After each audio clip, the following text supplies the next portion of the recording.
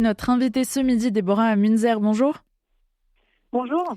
Vous êtes adjointe au maire de Nogent-sur-Marne et vice-présidente du département du Val-de-Marne. On commence par votre réaction hier soir à l'annonce de ce nouveau paysage politique à l'Assemblée nationale française.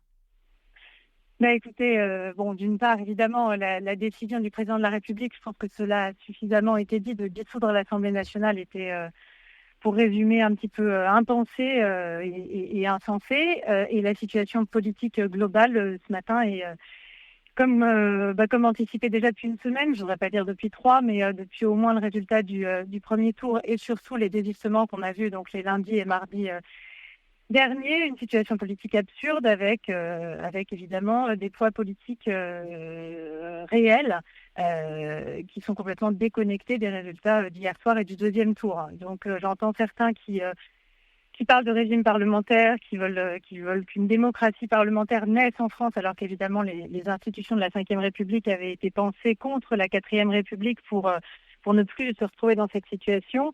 Évidemment, je ne sais pas ce qu'il peut en advenir, d'autant plus qu'on entend évidemment depuis hier soir des responsables politiques, notamment de gauche, du nouveau Front populaire, dire des choses particulièrement presque obscènes à certains endroits. Je ne vous le cache pas, en tout cas c'est mon ressenti. Jean-Luc Mélenchon, on a l'habitude de ses outrances depuis quelques mois, quelques années, mais là, qui explique qu'il va falloir qu'il y ait présupposant que LFI soit le premier parti du nouveau Front populaire, ce qui n'est pas acquis, je le rappelle, il y a à peu près 5 sièges d'écart en prévision entre ceux qui siégeraient chez LFI et ceux qui siégeraient au Parti socialiste.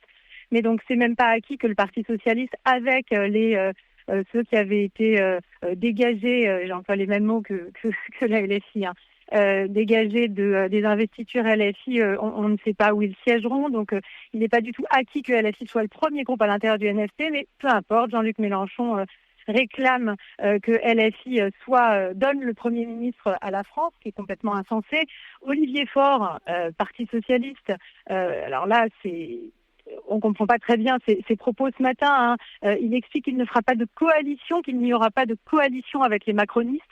Alors, je rappelle quand même que le NFP, non seulement n'arrive pas du tout à faire de majorité absolue, mais qu'en réalité, le NFP est composé de partis hétéroclites et il est insensé de continuer maintenant que les élections sont finies à comptabiliser ces sièges tous ensemble dans une coalition.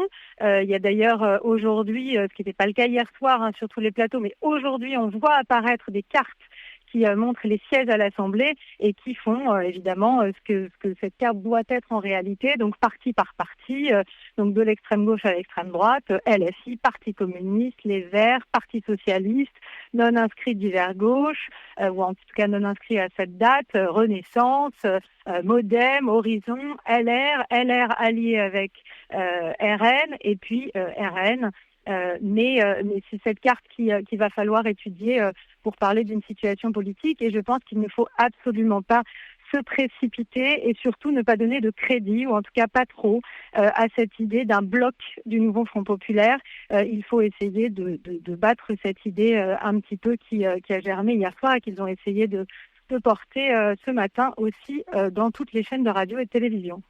Justement, ces dissensions au sein du nouveau Front populaire, elles se sont fait aussi en partie sur la lutte contre l'antisémitisme. On a l'impression que cette union, elle s'est faite aussi quelque part sur le dos des Juifs, entre guillemets. Est-ce que là, ce à quoi vous vous attendez ou ce qui vous paraîtrait nécessaire, c'est une clarification sur ce sujet de l'antisémitisme ? Alors, c'est paradoxal parce que vous avez raison. Enfin, je comprends votre analyse. Moi, je fais la même, pour être tout à fait honnête avec vous.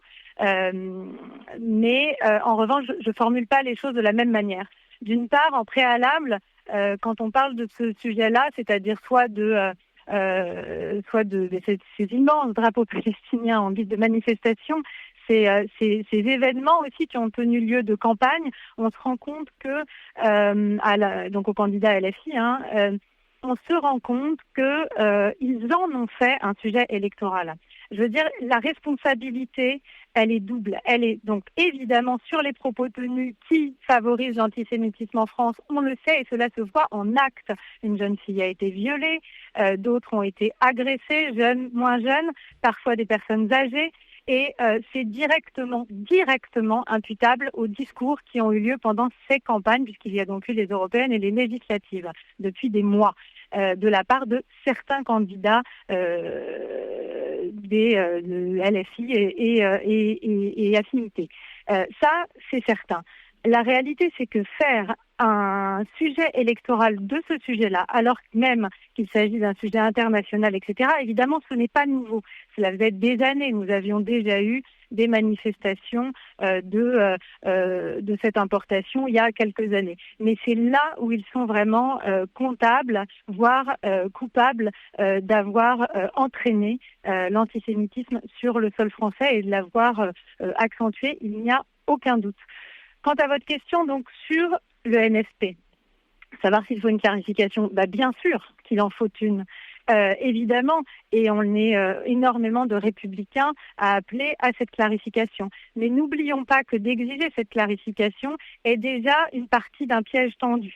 C'est-à-dire que, évidemment, que beaucoup de gens et d'élus socialistes, alors il y en a déjà qui ont eu le courage, il faut le saluer, il faut saluer Jérôme Guedj et les quelques autres qui ont eu le courage de clarifier les choses avant même le premier tour.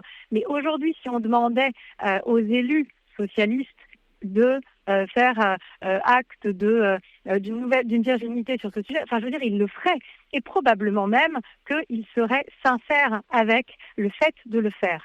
En revanche, le problème est que le fait de ne pas l'avoir fait avant, le fait d'avoir cédé au NSPV, le fait d'avoir cédé à cette coalition, les rend eux aussi coupables ou en tout cas complices de cette culpabilité. Dernière question, Déborah Munzer, sur l'avenir de la droite, un groupe, les Républicains Canal Historique, qui se maintient au final au sein de l'Assemblée nationale avec 67 députés. Vous avez raison de parler de la droite. Alors c'est rigolo, cette droite républicaine qui était donc censée être morte et puis qui toujours est très stable. Alors c'est vrai qu'il y a une invisibilisation totale dans les médias. Par exemple, jeudi soir sur France 2, on a eu Jordan Bardella, Raphaël Glucksmann, puis Gabriel Attal, et puis ensuite toute l'équipe de campagne, vous savez, les équipes officielles de campagne qui ont duré, donc je ne sais plus, 10-15 minutes, et puis après, donc ces clips-là, David Lisnard qui représentait cette droite républicaine.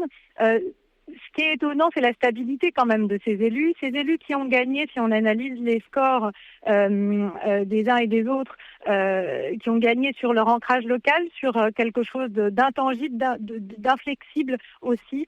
Donc cette droite républicaine, évidemment, là aujourd'hui, je trouve qu'elle est à saluer dans son courage et dans sa droiture, et c'est tant mieux. Je ne sais pas du tout avec qui, en revanche, elle pourrait s'allier, elle pourrait travailler. Est-ce que Horizon, puisqu'Édouard Philippe a décidé de prendre quelques distances avec le président de la République, on l'a vu ces derniers mois, ces dernières semaines, est-ce que Horizon et cette droite républicaine pourraient faire quelque chose ensemble? Je ne sais pas. Est-ce que à partir du socle de la droite républicaine, tout pourrait s'élargir et ce camp-là pourrait regagner progressivement des voix des municipalités, puisque la prochaine élection, sauf dissolution surprise encore, mais la prochaine élection devrait être les municipales.